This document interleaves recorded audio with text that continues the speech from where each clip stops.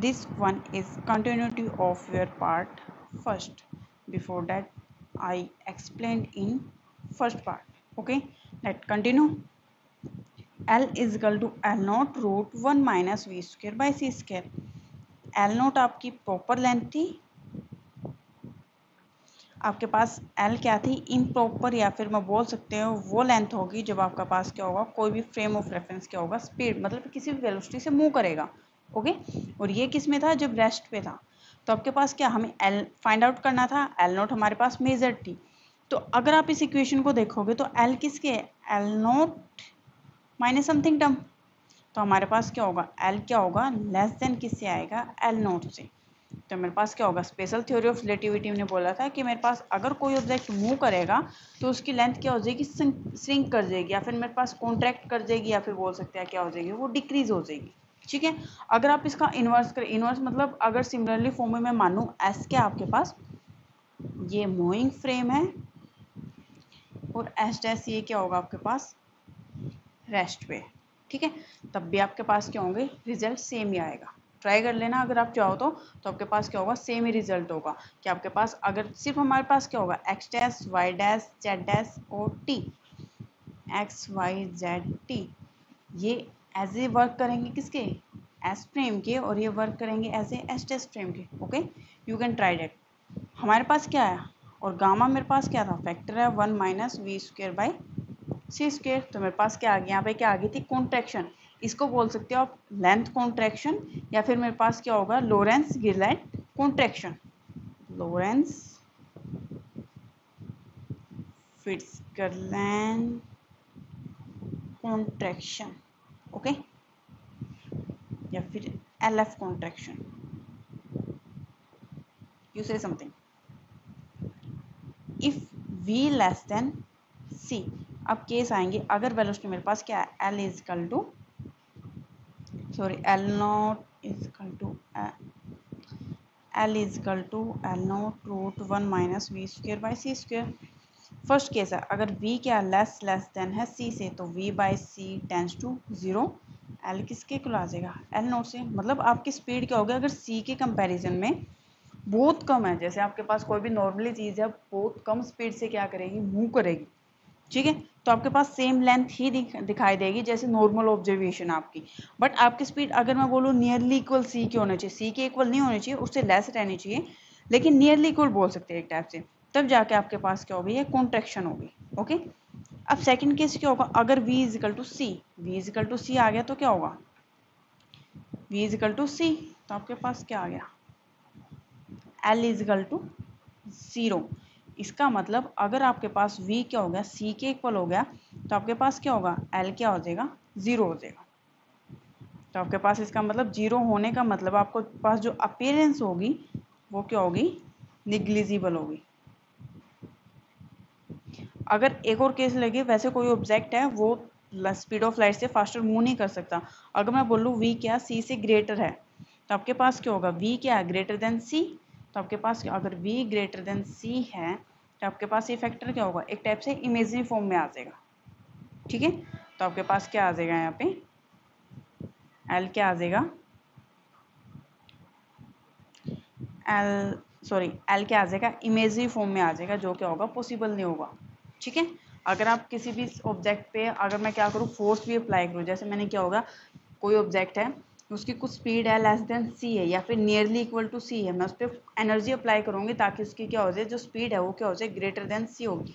तो ये पॉसिबल नहीं होगा. अगर आप एनर्जी अप्लाई करोगे, एनर्जी अप्लाई करना net that doesn't mean it move faster. Okay, ये क्या करेगी, एनर्जी आपके पास स्पेशल थ्योरी ऑफ रिलेटिविटी में मास एनर्जी इक्विवेलेंस रिलेशन है कि एनर्जी और मास क्या है, इंटर कन्वर्जन. तो आपके पास जो एनर्जी अप्लाई करोगे ना, वो किस में कन्वर्ज होगी सॉरी कन्वर्ट होगी मास के अंदर. मतलब आप एनर्जी अप्लाई कर रहे हो तो यहाँ पे क्या करेगा, जो भी ऑब्जेक्ट है वो क्या होगा, मैसिव हो जाएगा या फिर हैवियर हो जाएगा, लेकिन उसकी स्पीड क्या होगी, स्पीड ग्रेटर देन सी नहीं होगा, इसमें पॉसिबल. ओके, अब हमारे पास दूसरा कॉन्सेप्ट आया था, time deletion. Time deletion, time deletion भी क्या होगा, सेम है मेरे पास, जैसे क्या होगा आपके पास लेंथ, मतलब सेम नहीं बोल सकते, बट मेरे पास रिजल्ट क्या होगा, ये भी ऐसे ही देगा जैसे आपके पास क्या होगा, लेंथ कॉन्ट्रैक्शन के आपके क्या मिले थे, हमें रिजल्ट फाइंड आउट हुए थे। इसमें क्या करोगे, पहले टाइम डिलेशन को अगर डिफाइन करें तो मेरे पास क्या होगा, time dilation, just wait, time dilation को अगर डिफाइन करें तो मेरे पास जो क्लॉक है, एक दो क्लॉक मान ली, क्लॉक फर्स्ट, क्लॉक सेकंड, इसकी जो टिक टिक मतलब बोल सकते हैं एक टाइप से जो ये मूव करेगी, जैसे आपके सेकंड के तो मेरे पास ऐसे ही, अगर मैं इस टाइप से ऑब्जर्वेशन करूं तो अगर ये मान ली एस डैश फ्रेम के अंदर है, ये मान ली एस फ्रेम में, एस डैश का मतलब ये फ्रेम किस पे है, मूविंग में, और ये फ्रेम किस में है, रेस्ट के अंदर। तो आपके पास क्या होगा, जो एस डैश फ्रेम है और ये कौन सा फ्रेम है आपके पास, एस फ्रेम, तो जो मूविंग फ्रेम होगा उसकी जो टिक होगी वो क्या होगी, स्लोली होगी as compare to S dash. मतलब मेरे पास क्या होगी, बोल सकते हैं tick slowly as compare to which frame at rest, जो किस में होगा, रेस्ट में होगा। मतलब मेरे पास क्या होगा इफेक्ट, यहाँ पे क्या होगा इफेक्ट, जो मेरे पास टाइम डिलेशन है इफेक्ट शो करेगा किसके बीच में, एक तो जो आप ऑब्जर्व कर रहे हैं, ठीक है, एक तो ऑब्जर्व करोगे, बोल सकते हैं ऑब्जर्वर के बीच में, observer and what we observe, observe, मतलब मेरे पास क्या होगा रिलेटिव, एक टाइप से क्या होगा यहाँ पे रिलेटिव मोशन होगा किसका, टाइम इंटरवल का, किसके बीच में, एक तो जो ऑब्जर्वर है, एक जिस चीज़ को हम ऑब्जर्व कर रहे हैं, इन दोनों चीज़ के बीच में, ठीक है, ये क्या करेगा एक टाइप से इन दोनों के बीच में क्या होगा, रिलेटिव मोशन को शो करेगा। अब हम कंसिडर कर लें, मेरे पास क्या होगा, दो क्लॉक है, एक मेरे पास एस फ्रेम के अंदर है, दूसरी मैं कंसिडर कर लेती हूँ एस डैश फ्रेम के अंदर है, वही इसके कोऑर्डिनेट एक्स वाई जेड और टी, इसमें मान ली एक्स वाई जेड और t dash, x dash y dash z dash और टी डैश। इसमें मेरे पास कोई इवेंट होगा तो मेरे पास मान लिया इनिशियल टाइम t1 है, फाइनल टाइम मान लिया t2, इसमें भी कोई इवेंट ओकरिंग होगी तो मेरे पास इनिशियल टाइम मान लिया t1 डैश, फाइनल टाइम मान लिया अपने t2 डैश।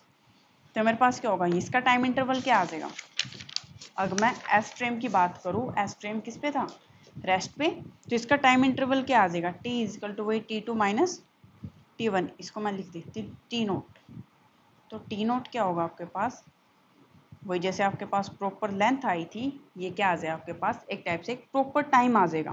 प्रॉपर टाइम बोल सकते हैं मेरे पास क्या होगा, जो क्वांटिटी आप डिटरमाइन करोगे कब, जब आपका फ्रेम ऑफ रेफरेंस क्या होगा, रेस्ट पे होगा, मतलब जो टाइम की क्वांटिटी आप टाइम इंटरवल फाइंड आउट करोगे कब, जब आपका फ्रेम ऑफ रेफरेंस रेस्ट पे है, तो उस टाइम उस टाइम इंटरवल को आप डिफाइन करोगे एज ए प्रॉपर टाइम, और मेरे पास जब वो मोशन में होगा तो एज ए आप बोल सकते हो इम्प्रॉपर टाइम।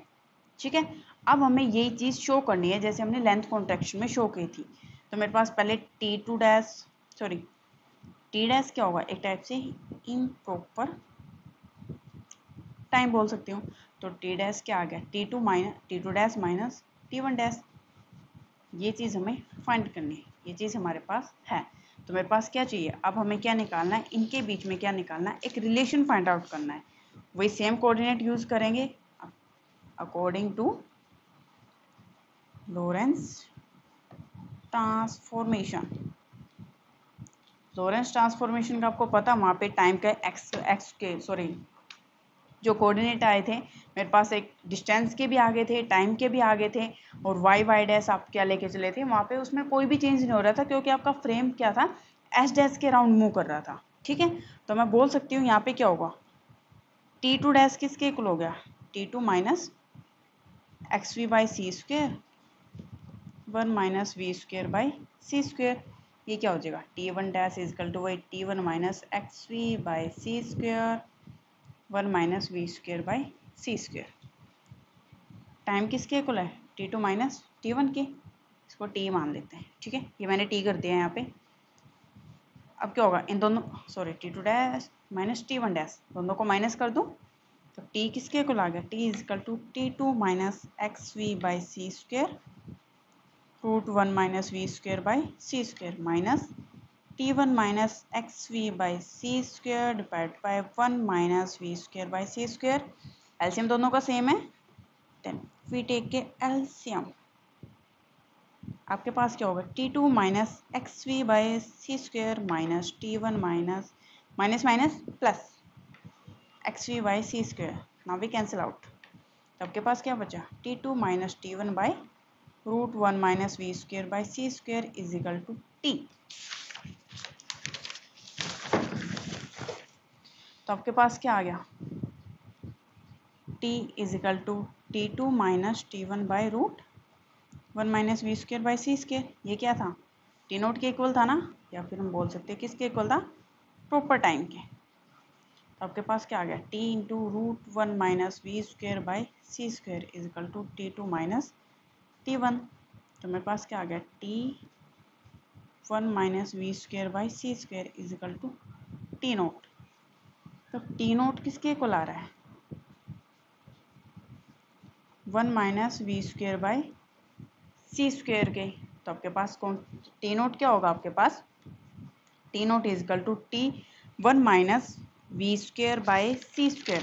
तो आपके पास क्या होगा, टी नोट क्या होगा, T माइनस समथिंग। तो आपके पास क्या होगा, टी नोट